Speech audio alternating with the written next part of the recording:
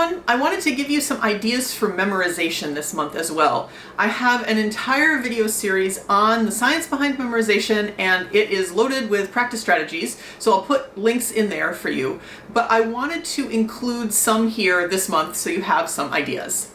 All of the ideas I talked about last week in terms of interleaved practice, those all work immensely well for testing memorization. So if you didn't watch those videos, I would recommend going back and watching them. If you did watch them, apply that to something memorized if you want more ideas.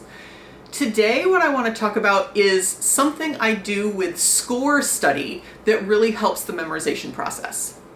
It's really important when we're trying to memorize anything that the information we're trying to memorize is packaged under a larger umbrella. Brains really like information in context, and brains really do not like information that seems random and out of context. It's very hard for us to remember that kind of thing. Research on memorized performance shows that when we really have a deep sense of the musical structure, how the piece is put together, and what we are trying to do expressively, that really helps us play from memory and hold in memory the actual notes and rhythms we're supposed to play. Something I do in this regard to help myself is to make different copies of the music with different information marked on it. So usually I will start with the structure, marking the structure of the piece so it's very clear to me. Then I will go through and I will write in a lot of descriptive words that help me figure out what I want to do expressively.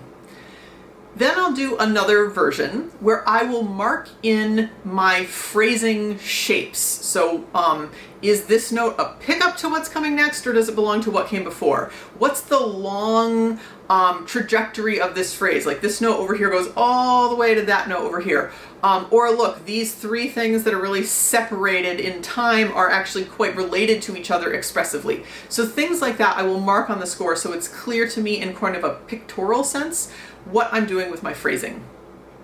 These are the three levels that I always do. Sometimes I do additional levels depending on the piece, but I'm going to put a copy of a score in here where I did this process so you can see how I mark the score.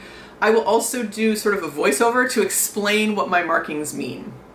So that's your practice tip for today. It's away from the instrument, but this work that we do away from the instrument is just as important as the work we do at the instrument. So I hope you'll take some time today to try this out with one of the pieces you're working on, particularly if you're trying to memorize it.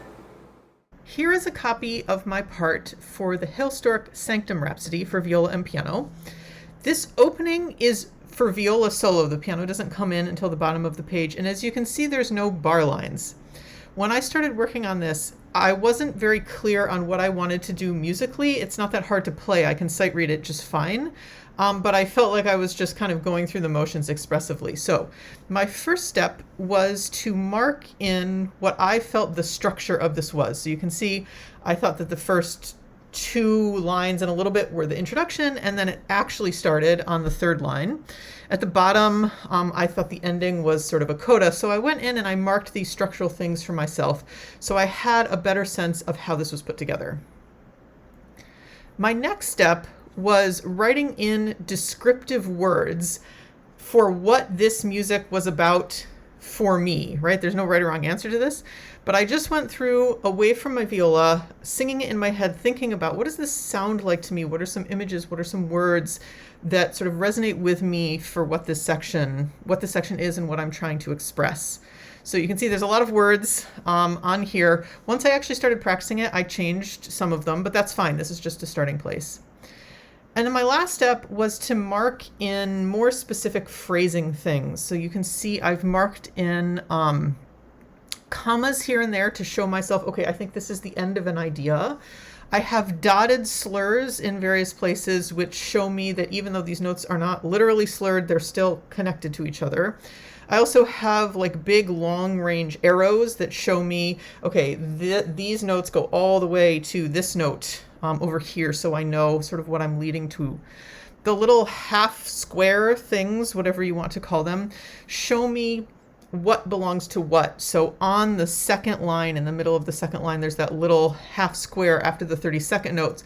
That is showing me that that last eighth note there is a pickup to what comes next rather than like belonging to what comes before. So I just mark in things like this so I can see visually what I'm trying to do musically. I was not trying to memorize this, but this is also a process I do when I'm trying to memorize something to help me understand the music on a deeper level. It takes a lot of thought, right, to go through a piece like this and really think about what do I want to do in terms of phrasing? What do I want to do in terms of expression? And doing that process and thinking about music on a really deep level like that will help you put the individual notes and rhythms in a bigger context and therefore remember it better.